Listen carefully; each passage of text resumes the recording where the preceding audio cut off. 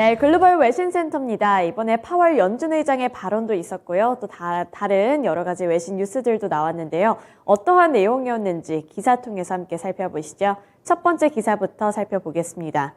CNBC 보도 내용이고요. Powell says Fed might have to make unpopular decision to stabilize prices.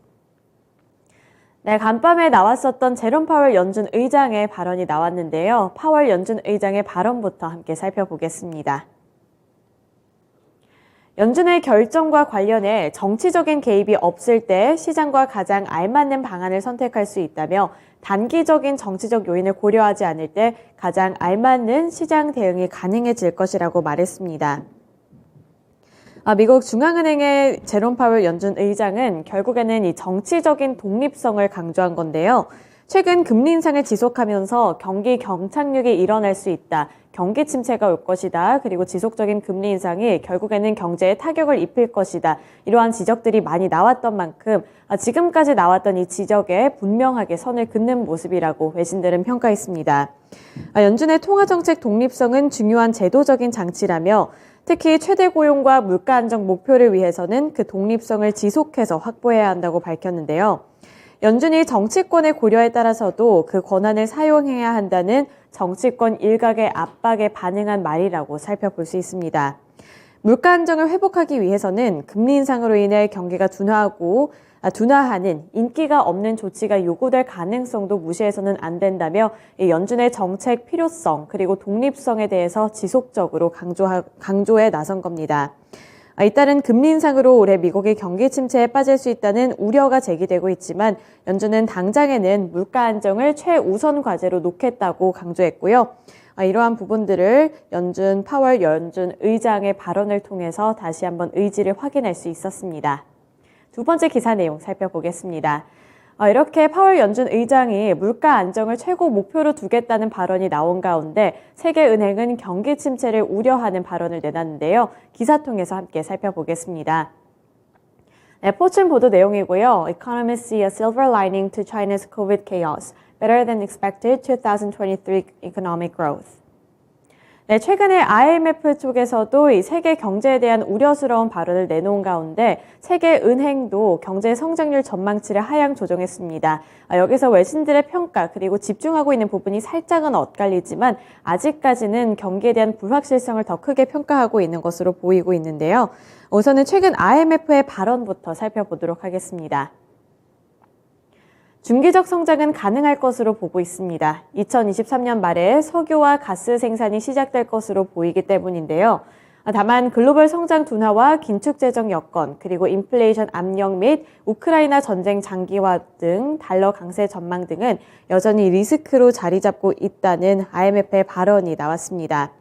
이렇게 IMF는 결국에는 리스크가 남아있다고 평가를 했고요. 이런 리스크가 지속될 경우에는 2023년의 경제 상황도 녹록지 않아 보인다는 발언을 내놨습니다. 여기에 이어서 세계은행도 세계 경제와 관련해서 우려감을 표출했는데요. 올해 전 세계 경제 성장률 전망치를 큰 폭으로 하향 조정을 했는데 미국과 유럽 등 주요 선진국 대부분의 경제가 나빠질 것으로 전망했습니다. 세계은행은 이번 10일에 공개한 세계 경제 전망 보고서를 통해 지난해 2.9% 성장한 것으로 추산되는 세계 경제가 올해에는 1.7% 성장에 그칠 것으로 봤고요. 올해 세계 경제 성장률을 지난해와 비슷한 3%로 제시를 했는데 그때와 비교했을 때는 거의 절반 가까이 하향 조정된 수치입니다.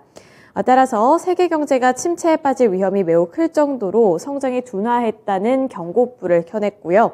또 러시아의 우크라이나 침공에 따른 에너지 가격 상승세도 둔화 요소로 지적을 했습니다. 세계은행이 꼽고 있는 이 선진국에 대해서도 조금 더 자세하게 살펴보자면 선진국의 평균 경제 성장률이 지난해 2.5%에서 올해 0.5%로 사실상 제로 수준에 가까워질 정도로 하락할 것이 세계 경제 전반적으로 영향을 줄 수 있다는 것이 주요 외신들의 보도 내용이었고요. 다만 여기서 희망적인 부분을 조명했던 외신도 있습니다.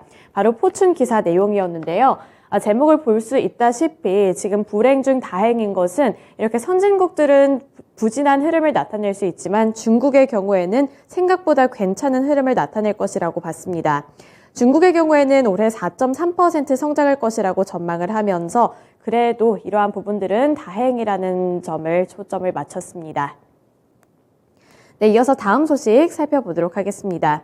이번에는 일본과 관련되어 있는 소식이었는데요. 일본의 물가도 고공행진하고 있는 것으로 보입니다. 로이터 통신 보도 내용이고요.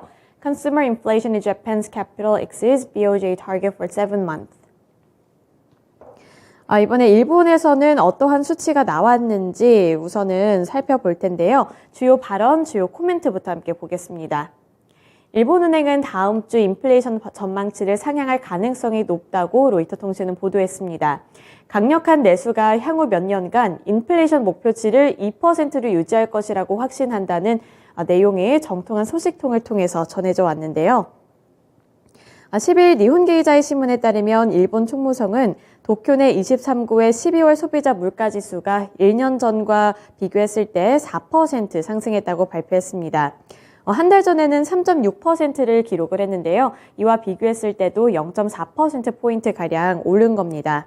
이 소비자 물가지수가 4%대를 찍은 것은 1982년 4월 이후에 40년 8개월 만에 있었던 일인데요. 이와 관련해서 도쿄에서 4%나 급등함에 따라서 조만간 나올 전국 소비자 물가가 4%를 넘어갈 가능성도 크다고 분석을 했습니다. 이와 관련해서 한 전문가는 평가를 어떻게 내렸냐면요. 전반적으로 일본은행에서는 결국 통화정책을 정상화할 이유를 더 많이 찾을 것이라면서 지금까지는 완화 기조를 어느 정도 유지하는 듯한 모습이 나타났지만 시간이 지나면 지날수록 이제는 긴축정책으로 옮길 가능성이 커지고 있다고 봤고요. 또 일본 기업들이 생활비 상승으로 인한 가계의 타격을 완화할 만큼 임금을 인상할지에 대해서도 눈여겨봐야 한다고 봤습니다. 네, 넘어가서 다음 기사 내용 살펴보시죠. 아마존과 관련되어 있는 내용입니다. CNBC 보도 내용이고요. Amazon plans to close 3 UK warehouses impacting 1,200 workers. 네, 아마존은 이번에도 감축에 나설 것으로 보이는데요. 어떠한 내용인지 업데이트되어 있는 소식 전해드리겠습니다. 아마존이 영국에 있는 물류센터 30곳 중에 3곳을 폐쇄하기로 했습니다. 이로 인해 1,200명의 직원이 영향을 받을 것으로 보이는데요. 이번 3가지의 창고를 정리하겠다고 한 건데 여기서 일하고 있는 사람의 수가 1,200명에 달합니다. 이에 따라서 1,200명이 일자리를 잃을 수도 있겠다는 부분을 조명했는데요. 아마존의 이번 물류센터 폐쇄 조치는 3년 내 영국 중부와 북동부 지역에서 새 창고 2곳을 열 계획에 따른 조치로 전해지고 있습니다. 아마존은 이달 초에 높은 인플레이션으로 소비자와 기업의 성장세가 더뎌진 데 따라서 전 세계적으로 일자리 18,000개를 줄이겠다고 발표한 바 있는데요. 여기서 1,200명이 추가로 타격을 받을 것이라는 부분에 외신들이 집중한 가운데 아마존에서는 추가적인 감축 계획과는 관련이 없다고 설명했습니다. 네, 마지막 기사 살펴보겠습니다.